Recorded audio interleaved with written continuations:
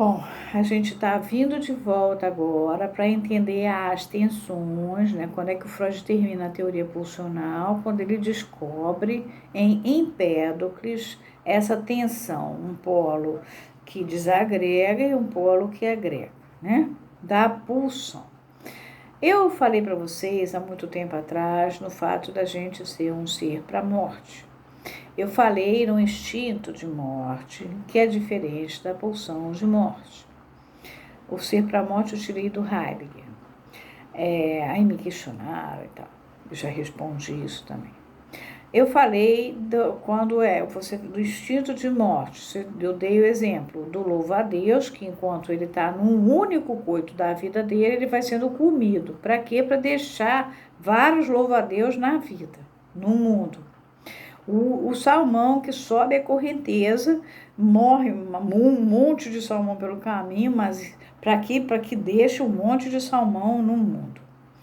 Eu falei que nós temos um aspecto de instinto, isso está até no próprio Freud fazendo uma correção lá no Homem dos Lobos, e nós temos uma parte de pulsão. Na circunstância de instinto de morte, por exemplo, quando você faz um suicídio para deixar alguma coisa, tipo Sócrates, eu falo isso, Sócrates tomou a cicuta para que o pensamento dele não morresse, ele deixou uma coisa na vida. Antígona, filha do Édipo, se deixou morrer, por quê? Porque para não trair as leis da vida, então ela deixou para lá as leis da polis, o tio, o casamento com o primo e tal, mas ela não podia trair as leis da vida grega, que obrigava, quando uma pessoa morria, o direito às exéquias, e o irmão dela iria perder o direito às exéquias por determinação do tio, que era o Creonte, que era o chefe da polis na ocasião. Então ela prefere morrer, não casa, não acontece nada e ela morre.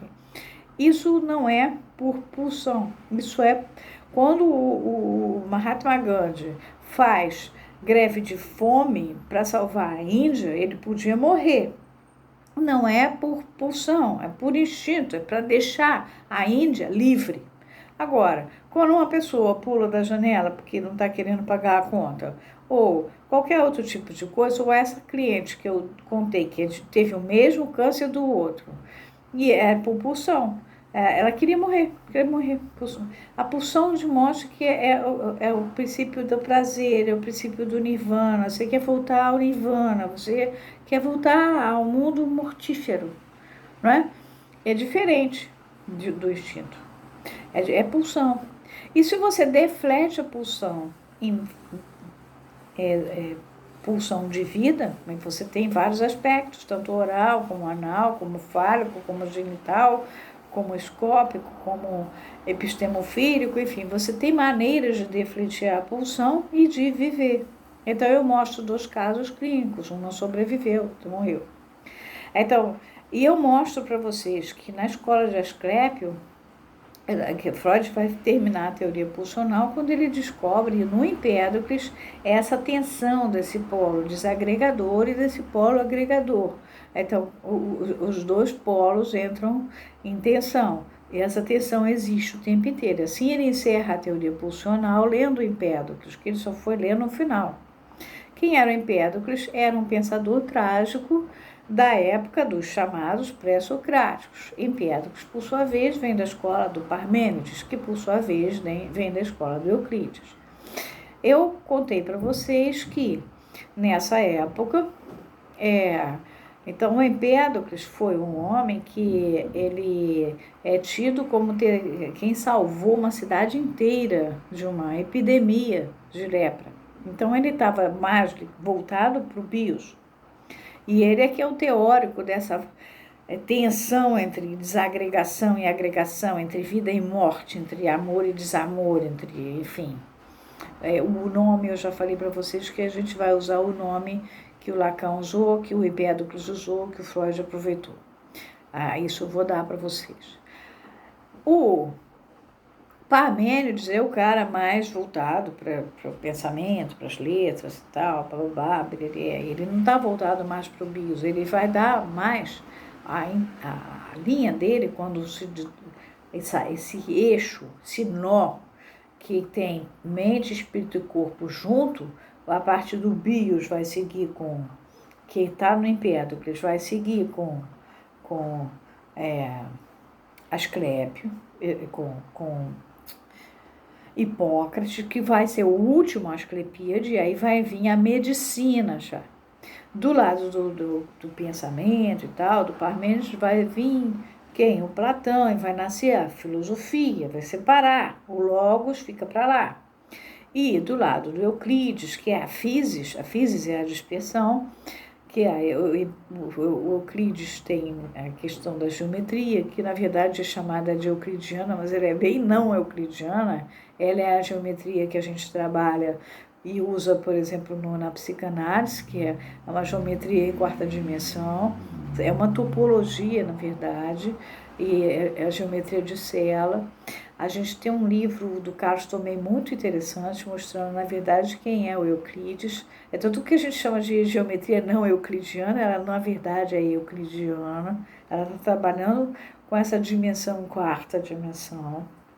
Mas aí ele vai dar todo o aspecto da matemática mágico, da matemática mística, então vai ficar separado, vai dar a física, mas hoje você não tem como estudar a cosmologia sem saber essa linhagem. Então, isso fica, a parte espiritual fica para lá. Eu falei isso tudo para vocês, vai desagregar. Mas, na verdade, isso nasceu amarradinho num nó, tá? Agora, antes de dar continuidade, de vez em quando eu tenho que fazer uns acertos aqui, e eu vou fazer um. Eu às vezes sou convidada para participar de grupos. Eu disse a vocês que os argentinos têm um grande conhecimento de Freud. De fato, a maior parte dos argentinos tem um grande conhecimento de Freud. E não faz confusão, pelo menos a confusão que nós aqui fazemos. Eles sabem Freud. E eu fui convidada para entrar para mais um grupo, porque eu participo de vários grupos, vão me convidando. Tem muitos argentinos já agrupados, estudando, e vão me convidando para fazer parte.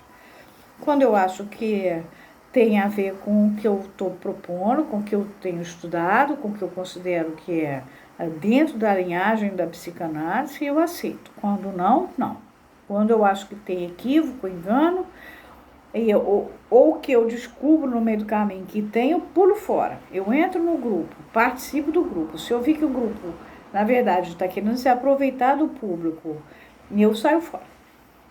Mas esse aí não, esse me convidou na ingenuidade, só que eu não sabia. Ele se dizia a psicanalista junguiano, o grupo. Eu não gosto dessa gente que se apresenta como grupo. Eu gosto do nome. Zequinha das Couves, eu sou do grupo tal. Não, mas esse aí não tem nome, é anônimo.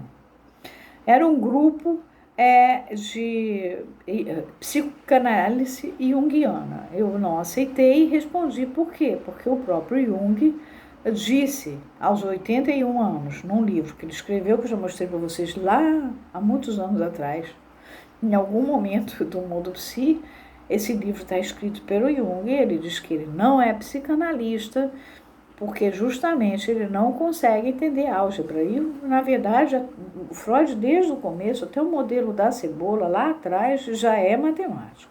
Então, não tem como você não saber matemática e ser psicanalista. Isso é um engano. E aí eu respondi para ele, não vou aceitar porque é incompatível você ser psicanalista e ser junguiano. As duas coisas não tem como. Então, muito obrigada pelo seu convite, mas e aí não aceitei. Aí ele vai e me responde, e aí eu percebi que o cara era do bem, ele era só desinformado. Aí ele me responde que ele não via diferença nenhuma. Qual era o problema? Era um avanço da psicanálise, imagina. Então, ele podia juntar Freud com Jung e se dizer psicanalista, sim, porque ele tinha tido formação para isso. Eu falei, não tem como. Freud é Freud e Jung é Jung. Isso, se vocês lerem Homem dos Lobos, está lá a briga desgraçada do Freud com Jung. Então, não tem nem novidade. Isso aí está tudo no mundo psi. Eu já li, já esgotei isso com vocês. No discurso de Roma, passei por todo o caso do Homem dos Lobos e era o inferno do Freud com o Jung, e Jung não aceitando, é justamente nessa fase que o Freud está tratando do Homem dos Lobos. Então, isso tá documentado pelo próprio Freud. Bom, aí ele disse para mim que não, que não tem problema, é porque ele teve uma forma. Eu falei, e você dizendo que Jung e Freud tem. Você está parecendo. Se o Jung está dizendo que ele não é psicanalista, que ele é um psicólogo analítico, ele faz psicologia analítica, mas não faz psicanálise. Ele mesmo diz como que você vai usar e botar, encaixar o homem onde ele mesmo não quis se pôr. Ele não entrou, ele não aceitou. Ele diz que não aceita. Aí ele falou, não, eu fiz uma formação que começou lacaniana. Não, e aí eu digo a ele, é como os lacanianos que inventaram um Lacan que não é freudiano, mas o próprio Lacan, em 1980, um ano antes de morrer, em Caracas, declara, se vocês quiserem se inventar lacanianos, que sejam, mas eu, quanto a mim, sou freudiano, ou seja, Lacan não abre mão que se leia Freud, até porque o tempo inteiro o texto dele é sustentado no Freud. Se vocês lerem, eu sei que é Freud, Freud, Freud, Freud. E aí ele vai usando milhares de outros autores e abrindo a teoria do Freud. Então, e dentro dos seminários, Freud, na verdade, é Freud. É a clínica freudiana, só que é feita da maneira muito mais rica, porque ele vai acrescentando coisas. O Freud foi o criador, o Lacan faz uma revolução dentro da psicanálise, isso é diferente. E aí ele me disse, não, mas a minha formação começou lacaniana. Bom, então ele começou justamente aprendendo com os lacanianos que dizem que você não precisa ler Freud. Então ele continua sem saber quem é Freud, por isso que ele pode misturar Freud com Jung, porque não conhece. Depois eu fui para uma pós-kleiniana e uma psicologia relacional. O que é essa psicoterapia relacional, psicanálise relacional, sei lá, um negócio relacional, psicologia relacional. Ora, o que é isso eu nem sei, ele nem me explicou. Eu perguntei e ele não me explicou até agora. Então, quer dizer, aí ele foi, então, para um pós-kleiniano, quer dizer, ele pulou a amarelinha, não leu o Freud, foi ler um pós-kleiniano, quer dizer, nem a Melanie Klein ele leu. É um pós-kleiniano, uma psicologia relacional. Então, ele sai de um Lacan, vai para um pós-kleiniano e aí lê uma psicologia relacional. Aí depois ele vai para o Instituto da Marie-Louise von Franz, que ele chama de Instituto von Franz. Eu nem sei se ele sabe que é da Marie-Louise, que é uma mulher que tratou da doutora Anísio da Silveira, que foi a terapeuta que tratou da doutora Anísio da Silveira lá, né? Quando ela foi para lá tentar se tratar com Jung. Jung indicou Marie-Louise. E ela é uma riqueza o trabalho da Marie-Louise. Na Casa das Palmeiras, a gente estuda Jung e Marie-Louise von Franz e essa gente toda. Além, doutora Anísio não se bastava com isso. Doutora Anísio leu Spinoza, Bachelard e tal, até chegar no Jung. Doutora Anísio trabalhava com os esquizofrênicos sem remédio, sem choque elétrico, sem nada, pura arte terapia. Foi assim que ela conheceu o Jung, e do Jung ela chegou a fazer a terapia dela com a Marie-Louise, mas não é uma psicanálise, é uma psicoterapia analítica, é uma psicologia analítica. É riquíssima Marie-Louise von Franz. Bom, mas aí ele diz que ele foi desse instituto e que ele aprendeu com alunos que foram ligados a Marie-Louise. Muito bem, continua não sabendo psicanálise, por isso que ele faz confusão. Então, isso é importante esclarecer o seguinte: o camarada se diz psicanalista junguiano, ele não é nem uma coisa nem outra, porque ele não está nem respeitando a psicanálise e nem o Jung.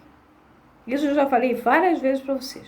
Por favor, dá um Google no camarada e vê o que esse cara fez. Esse, por acaso, até diz. Ele veio dos lacanianos, que naquela ocasião, eu fui do campo freudiano, se dispensavam de ler Freud, Muito poucos liam Freud, sabiam Freud. O próprio Jacques Lammler, naquela época, dizia que não precisa ler Freud, basta ler Lacan e ele próprio leu Jacques Lammler. Depois ele começou a ler Freud. Então, isso na minha época era direto, só ler Lacan. Não é assim. Tem que ler Freud, tem que saber Freud. Agora, é chato, né? São 23 volumes, é uma loucura. Fora os textos que não estão publicados, estão em jornais, estão... Né? A Gleice Goski, na hora de fazer a tese dela, teve que buscar literatura externa, jornais, coisas da época onde Freud escrevia. Freud escrevia em jornal, Freud era feminista. Então não é simples assim esse negócio de eu sou psicanalista. O psicanalista tem que saber Freud. Lá na IPA, eles são legítimos, eles sabem Freud. Eu espero que saibam. Tem que estudar Freud. Depois que você sabe Freud, aí você pode ler Lacan, você pode entender Melanie Klein, você pode entender a teoria do ego criada pela Anna Freud, mas você tem que saber Freud. O Freud é a base da psicanálise.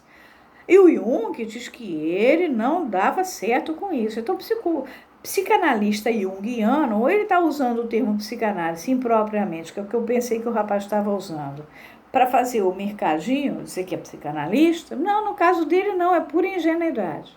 De qualquer maneira, eu não entrei para o grupo, nem vou entrar, porque não existe psicanalista junguiano. Existe psicologia analítica criada pelo Jung, quando ele saiu da Associação Internacional de Psicanálise, não saiu bem, não aceitava nem o inconsciente freudiano, nem a noção de sexualidade infantil.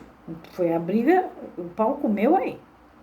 Então ele não aceitava a parte da libido e não aceitava, então ele está fora, excluído da psicanálise. Ele mesmo, e ele escreve isso.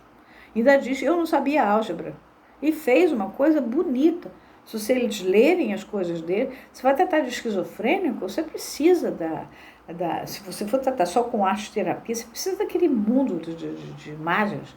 A doutora Anise não precisava só dele, a doutora Anise trabalha com a mitologia toda, mas o Jung teve a vantagem de ter uma mulher muito rica e ela, com o dinheiro dela, ele pagava uma porção de gente para pesquisar sobre símbolos em todas as civilizações. Daí o inconsciente, que ele chama de inconsciente coletivo, que na verdade é o imaginário que é coletivo. Essas imagens, esses mitos aparecem da mesma maneira, parecidíssimos em diversas civilizações. E isso é a riqueza, se vocês lerem Psicologia e Alquimia, por exemplo, de Jung, é um livro riquíssimo do imaginário coletivo. A gente precisa, está tratando com o esquizofrênico, sem medicação, e toda a história que o esquizofrênico vai contar, ele vai contar através do quê? Da maneira como ele se expressa pela arte, pela linha de arte que ele escolheu, seja a fotografia, seja a xilografia, seja a xilogravura, seja a pintura, a escultura, e ele vai contando toda a história dele através daquilo. E aí você precisa ter uma noção da simbologia das coisas. Por isso Jung é rico. Marie-Louise von Franz já é uma teórica em cima disso. O texto dela é de uma higiene fantástica. É como se você, na teosofia, pegasse a Blavatsky e você pegasse a Nibbesant. A Nibbesant é uma limpeza. Como a parte do Jacques Lammler, onde ele é lógico, é uma beleza os textos de lógica do Jacques Lammler, porque ele é puro naquela coisa. Depois, quando ele resolveu ser psicanalista, que o negócio ficou meio diferente, mas enquanto ele foi um lógico, foi uma preciosidade. As aulas do Jacques Lammler, você ficava besta, porque cada vez que ele falava num congresso, todo mundo parava, eram 1000 pessoas assistindo, e ele pegava, mostrava e tal. Bom, enfim, mas aí ele resolveu fazer outro caminho, e aí fundou uma escola. Agora, não dá pra gente fazer essa confusão, tá? Psicólogo é uma coisa, psicologia como é que a psique se movimenta. É isso que o Jung quis se dedicar. Psicanálise é dissolução da psique. O Jung disse que ele não podia fazer isso porque ele não sabia matemática. De fato, se você não sabe matemática, isso você não faz mesmo. Então, até porque o próprio Freud já começa com matemática. E lá atrás. O modelo da cebola já é matemático.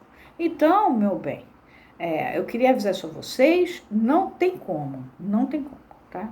Bom, a gente já voltou para a teoria pulsional. Agora a gente vai ver quem foi o Empédocles, qual é o texto que o Empédocles disse, da onde o Lacan e o Freud. Lacan vai falar disso, eu vou usar. De onde é que o Freud tira esse pedaço para a gente entender a finalização da teoria pulsional. Eu ainda vou precisar trabalhar com a questão da repetição, porque como é que tem holófrase? Holófrase fica um disco quebrado, porque tem repetição, que é outro conceito fundamental, e a transferência eu vou dar de quebra para vocês entenderem o que é uma transferência, tá? Então, os 4 conceitos fundamentais vocês têm que ter para poder aprender o que eu vou ensinar agora do fenômeno psicossomático, mas isso eu tenho que me comprometer de dar o básico para vocês, tá bom? Um super beijo, um bom domingo para quem está ainda curtindo